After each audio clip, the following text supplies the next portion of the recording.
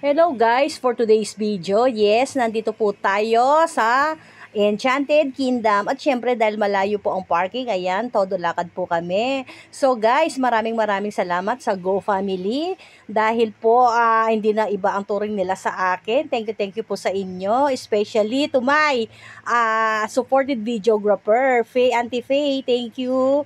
Siya ang nagsabi sa akin, tita, sige na, maganda. Thank you sa'yo. And then, syempre, karga ko yung aking apo na si Sansan. Actually, guys, anak po yan ni Auntie Faye. Ayan. So, dahil malapit po sila sa akin, lagi ko pong alaga ang baby na yan. So, ito po, nasa entrance na kami, di ba, guys? Ayan, papasok na kami. At first time ko pong makakapasok ng EK.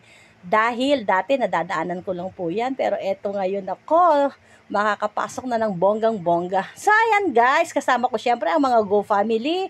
Thank you po sa inyo. Ayan po si Auntie Faye, diba? Super sexy. And then, yung isa po, ayan, yung nakapayong si Auntie Vance at saka yung kanyang anak. Siyempre, andyan din si Auntie Don, si Kuya Mark, si Kuya Otep, si Kuya Jason, and then si Ate Jane. Thank you po sa inyo. So, ayan, todo lakad lang po kami. At syempre, nasabay po kami sa nagfi-field trip na mga bagets. So, ayan, may free taste. Pero syempre, hindi namin yan pinalagpas dahil kami ay talagang inaantay namin mga pa-free taste na yan. Nakailang balik po kami, o diba? Natatawa pa po kami dyan dahil pagka nasarapan kami ay balik lang ng balik. O diba guys? So, ayan po yung mag-ama, si Sansan. At syempre, ito na nga po yung second rides, ang shuttle. Oh, syempre, hindi po ako sumama dyan dahil tignan nyo naman po, napaka talaga.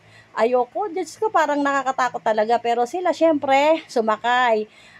Ang mga sumasakay lang po dyan ay yung mga malalakas ang loob. Pero syempre, mga kasama ko dahil mga bata-bata pa, yan, sila Auntie Faye, sumakay po sila. Pero Diyos ko, sako, hindi po ako sumakay. So, ayan, nasa ere po sila. Tapos bigla pong, atras, yan daw po ang nakakahilong parte. Pero syempre guys, ayan, sigaw ng sigaw yung mga tao dyan.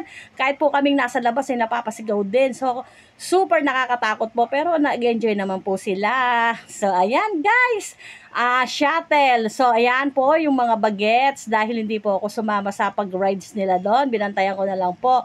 So, ito po si Sky, ang isa sa mga apo ko na anak po ni Uncle Otep. So, bibong-bibo din po yan. So, binantayan ko lang silang magpipinsan dahil tuwan-tuwa din sila. Kahit ang mga nanay nila ay nandoon sa shuttle. Sila naman po ay nag-enjoy dito sa mga car. Diba guys? So, napaka-enjoy po. At syempre, ito po yung daddy ni Sansan. Naglaro siya. At syempre, talo. Yan po ay itatayo lang yung bote at hindi niya maitayo. Oy, ayan, talo po. Tawanan ng tawanan dyan.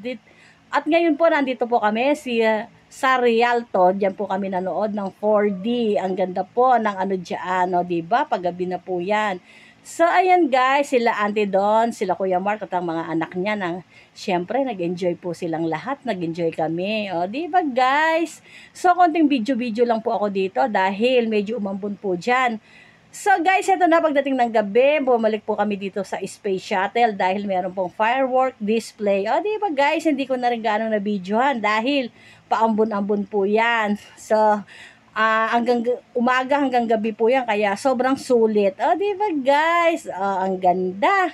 So sa January po yung anak ko naman ang magfi-field trip diyan, pero sabi ko wag siyang sasakay diyan sa Space Shuttle dahil ako ay kinakabahan para sa kanya. Di ba guys? Napaka saya. So ayan, paggabi na magsasara na ang Enchanted Kingdom at kami na ang magsasara.